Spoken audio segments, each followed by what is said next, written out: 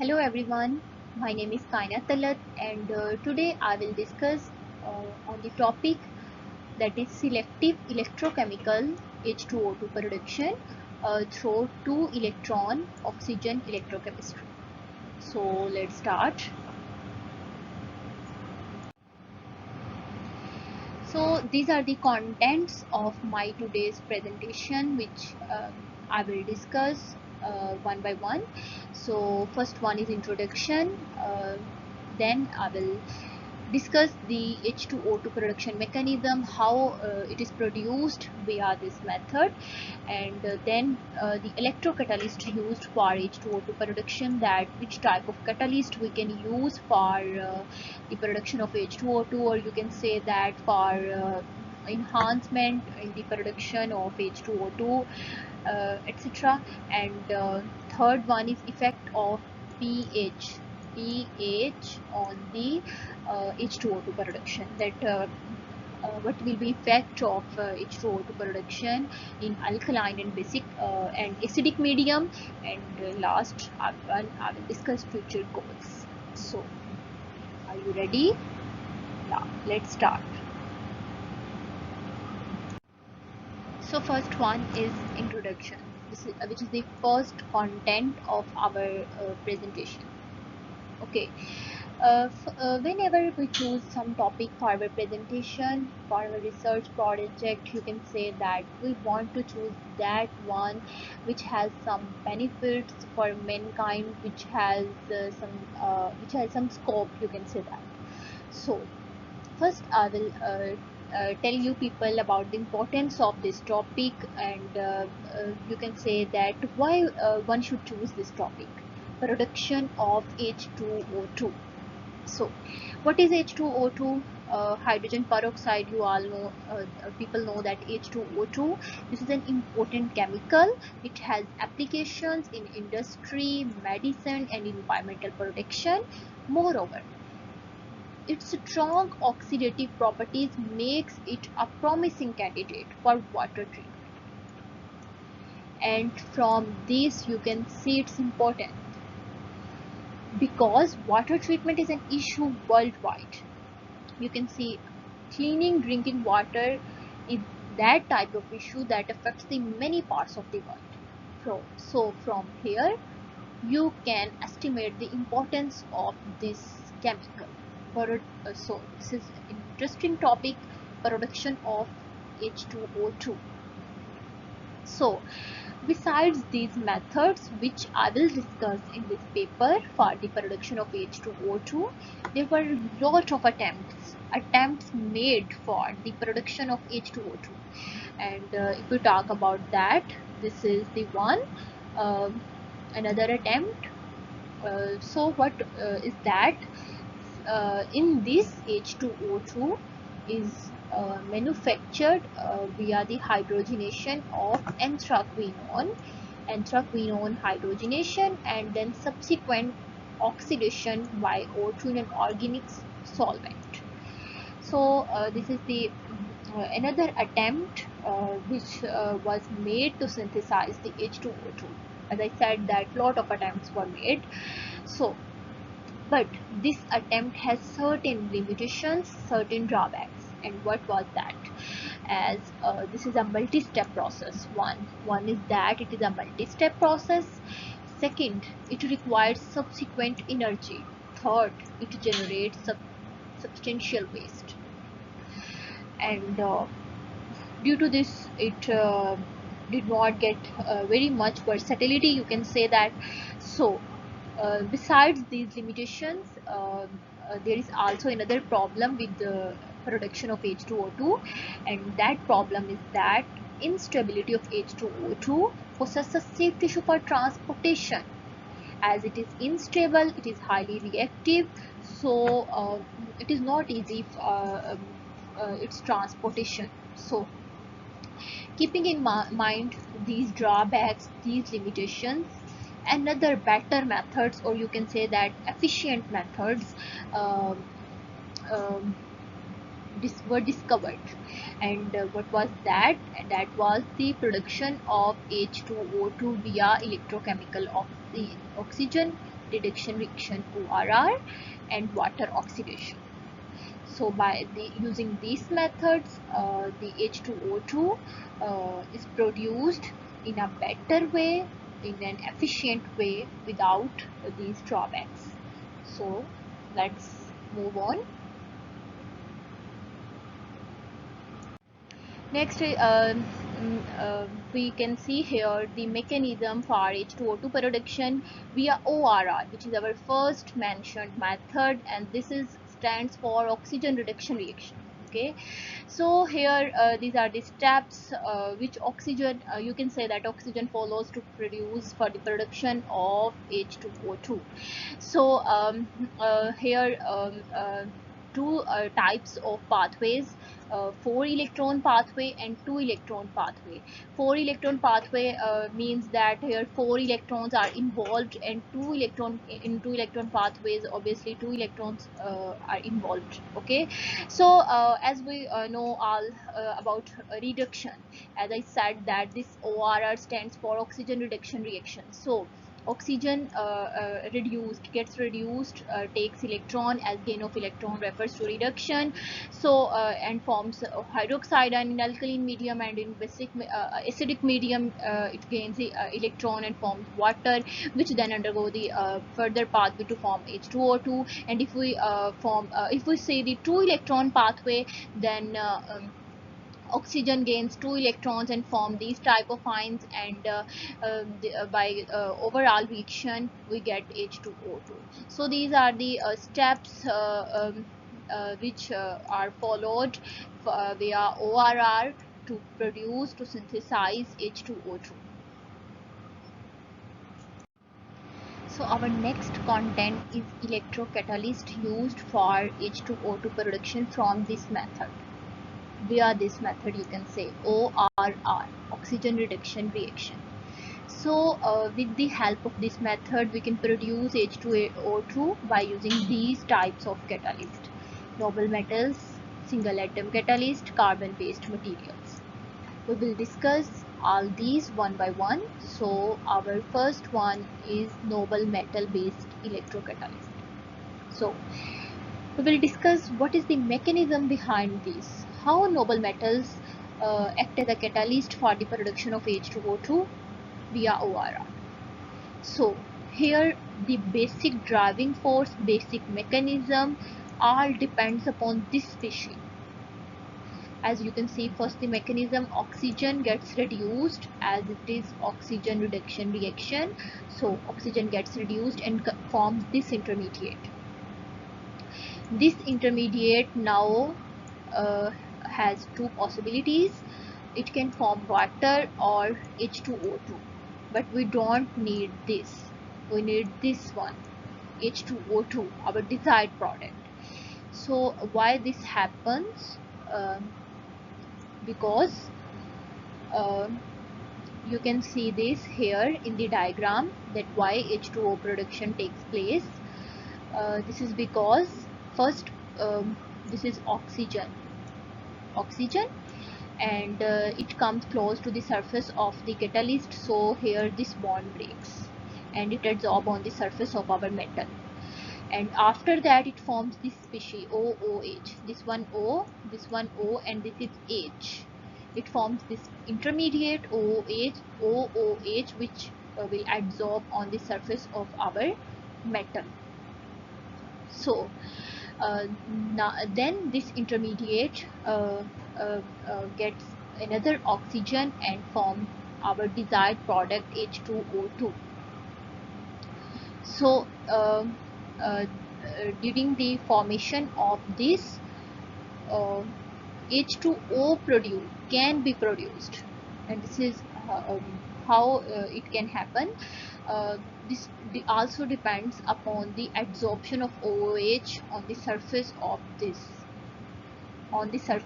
catalyst. It all depends upon the adsorption of this driving force, this intermediate, on the surface of catalyst, that either H2O will produced or either H2O2 produced. Production of which species will occur, it depends on the adsorption of this on the surface of catalyst. how uh, the adsorption should neither be too strong. Adsorption of OH on the surface of metal should neither be too strong nor too weak. Why? Because stronger binding will cause larger over potential, and weaker binding will cause will lower the electrocatalytic activity. And besides this, as I said, that when water can produce, this is still remains a question how water can produce. So this thing will explain that point. um, the selectivity of H2O2 production, as we know, we want selective H2O2 production, not water. As I said, not water, we need H2O2. So the selective production of H2O2, it was determined by the ability of preservation of OO bond. Preservation of OO bond, what does it mean? It means that first we want the breakage of OO bond, just like here. But when this intermediate is formed, then we need the preservation of this bond. This bond must not be broken down. If it breaks, then we will get water. And just like this, if it breaks, then here no bond breakage occurs, and our product reabsorb on the surface of the catalyst, and in this way we can get water, which is not our desired product. So it depends upon the, you can say that depends upon the adsorption of OOH, that how it can absorb, means its absorption should be normal. And the other thing, the preservation of OO bond. OO bond should be preserved when it requires, and OO bond should be break down when it requires. And in this paper they use another metal, gold, as a catalyst, and obtain the uh, good percentage by using different conditions, oxygen, nitrogen, and 1 molar QH solution, etc., and got better results. So this is how the noble metal electrocatalysts mechanism work for the production of H2O2 from ORR. So next catalyst for the production of H2O2 via ORR is single atom catalyst. So Lee and co-workers first made the single atom catalyst based on platinum, and they made platinum supported on titanium nitride, and by using this they got record breaking value for the production of H2O2, that is 70.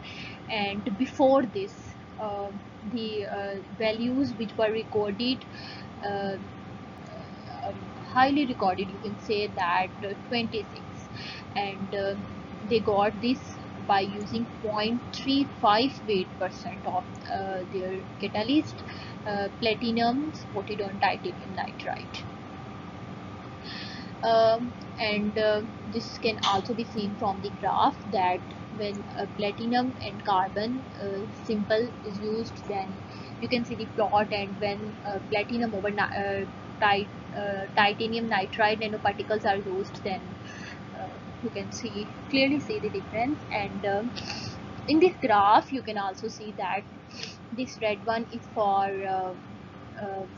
water, H2O2 production, and this blue one is for water production. And when they used this type of catalyst, platinum supported on titanium nitride, then you can see that they selectively obtained H2O2 with a very high efficiency, high percentage, as compared to water.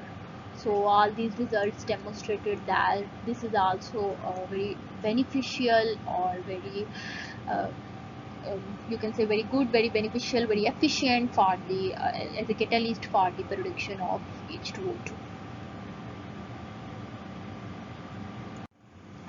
So before moving towards our third catalyst, I want to discuss some recent advances in our single atom catalyst. So in this paper they mentioned this as this is I discussed on the previous slide, that in this case when we use a single atom catalyst for the production of H2O2 via ORR, then there is a probability of H2O2 production which is undesirable. We don't want this, we want this desired product. So in this case there is a chance of the production of this product.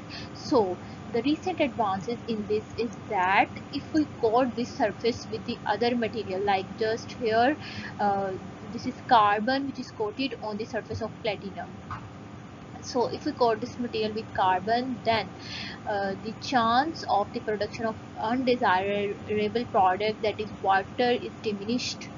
And how this happens, as you can see here, that this surface of platinum coated by the carbon, it blocks the pathway of H2O2 to reabsorb on the surface. As if we compare these two, then we can see here that here H2O2 after production reabsorb on the surface of our metal, and this oxygen bond breaks, and this new bond forms, and then we get undesirable product, that is water. It means H2O2 decompose and gives us water. But here you can see that H2O2 once produced, then it cannot reabsorb on the surface of the metal because the surface is blocked by another material which is carbon here. So this blockage, this is carbon, so this blockage helps us to get the desired product, selectively our desired product, H2O2 over water. So here is our third catalyst for the production of H2O2 via ORR.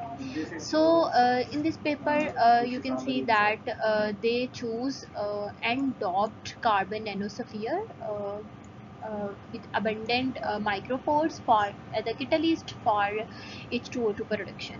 Why they choose hollow? As we know that hollow structures have lower density and large surface area. These things made them more efficient for the catalyst for the production of H2O2. Instead of these, this catalyst is also effective for both 2-electron pathway and 4-electron pathway, and besides this, it also has a benefit that our desired product, that is H2O2, it can be obtained as soon as it is formed. You can say that it is obtained in immediate way. So as it is a hollow structure, it absorbed well, and just like you can see here, and we obtain this in an immediate way and in an efficient way by using carbon based materials as a catalyst for the production of this. So our next content is pH effect on the activity and selectivity for H2O2. As we saw in the very first slide, that ORR mechanism can take place either in alkaline medium and in acidic medium. So from that we can easily come to know this point, that pH effects on the production of H2O2. So you can see that here they take different materials and check the effect of pH on that. First one is they took platinum and mercury material, and they check the pH effect by using the acidic solution 0.1 molar and 0.1 molar basic solution. And you can see the efficiency here, that in acidic medium they got better efficiency, and in basic medium efficiency goes on decreasing. This is for the platinum mercury case. And if we talk about another metals, silver and silver with mercury, then same with in 0.1 molar acidic solution, the efficiency is better as compared to 0.1 molar basic solution. And same for this, in acidic solution efficiency is very good for the production of H2O2, and in the basic solution you can see that efficiency is very poor. So it means that pH effects on the selectivity on activity of H2O2 production. And in acidic medium, almost if we talk about the metals, then they all work in a better way, but it can be vary from material to material, that which type of medium will be best for H2O2 production.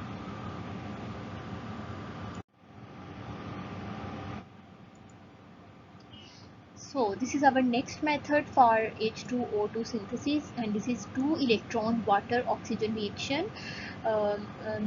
Where this method, there are many attempts which were made for the synthesis of H2O2, and this is a type of hierarchy, you can say.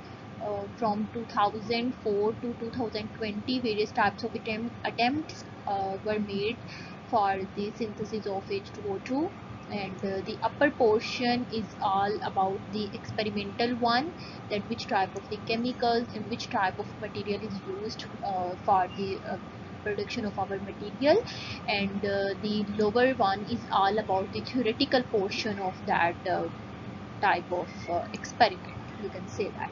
So here is a simple summary. You can say that for the synthesis of H2O2 via water oxidation reaction. So let's discuss this method. So here is our second method mechanism, and this also proceeds through 4 electron water oxidation reaction, 2 electron water oxidation reaction, and 1 electron water oxidation reaction. And obviously in 4 electrons are involved, and this is oxidation reaction, and oxidation refers to loss of electrons. So here water oxidized by via 4 electrons, and then this hydrogen ions gets electron and form hydrogen, and then we get this, and this again goes through the other steps and form the desired products. And same like 2 electron electron pathway, in 2 electron pathway 2 electrons are involved, and then the water decomposed to form H2 and H2O2. However, this desired product which is formed can decompose under certain conditions, which I discussed in oxygen reduction reaction 2. And in 1 electron pathway water oxidation reaction, only 1 electron is involved, and the formation of this radical takes. So this is the some type of steps, you can say, or some type of mechanism which through which the uh, electron water oxidation reaction takes place. Just like that, in the case of oxygen reduction reaction, we saw different type of electrocatalyst, 3 types of electrocatalyst, and same here for H2O2 production via water oxidation reaction. We will see that there are 2 type of the catalyst, carbon based materials and metal oxides. So we will discuss these one by one. First one is carbon based material. If we talk about this carbon based materials, then first in 2004 Ando and Tanaka demonstrated this system, and here by using this type of material for the production of H2O2 via water oxidation, they got 2 products, hydrogen and hydrogen peroxide, simultaneously. And their system composed of platinum and cathode and carbon anode, and Teflon polymer electrolyte, this type of the material, carbon based material. they used for the production of H2O2 via water oxidation.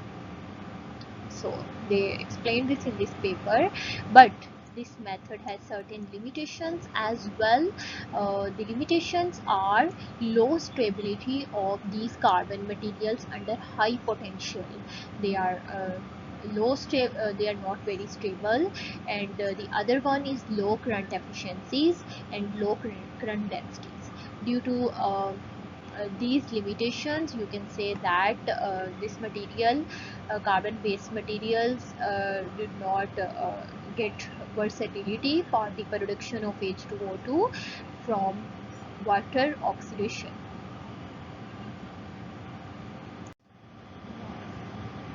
So this is another type of catalyst which can be used for the production of H2O2 via water oxidation. In this paper they use different type of the metal oxides as a catalyst, and you can say that they tested different type of catalysts for the production of H2O2, and from the graphs you can see that this type of compound BiBO4, this gave the better efficiency, and tungsten oxide also gave the better efficiency. It means that it depends upon the metal that which type of metal you are using and which type of metal will give better oxide. So after, will give better efficiency, sorry. So after testing, you can verify this, that which metal gave better efficiency, and in this way if you want to develop a catalyst for the H2O2 production like metal oxide by your own, so you can use this type of diagram. You can take help from this. This is very important, and you can see here there are three regions: green one, red one, and purple one. So green one is for H2O2 production. For all that type of oxides are given here, which give well H2O2 evolution and production, you can say.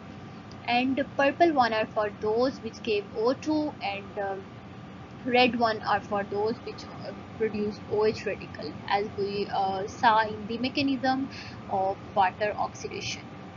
So keeping in mind this summary, you can say you can develop new type of catalyst also by for the production of H2O2. And here you can see that these are type of catalysts. Metal oxides are in that region where the H2O2 is produced, and you can also see from the graph, so they tested that these are the best one for the production of H2O2. So last one is future goals. This is important, and especially for those who really want to work in this field. They can develop a type of catalyst for the H2O2 production, and and as I discussed lot of catalysts in this presentation in the slides. So what type of catalyst one can make? So let's start.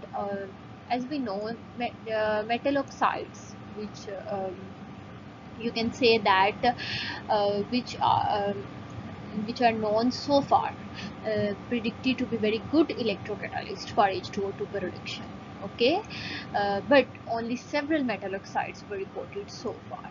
Only several. So it is a chance that new one can be made, because not very much were reported so far. So this is the first one, and the second is that we also discussed the noble metals as a catalyst for H2O2 production. So we all know that noble metals are highly cost, and they're expensive. So we need to develop such type of the catalyst really which is cheap, have low cost, are abundant, and highly stable. So if anyone wants to work, this is the future goal, one can make this, one can work on this field for the development of catalyst for the production of H2O2.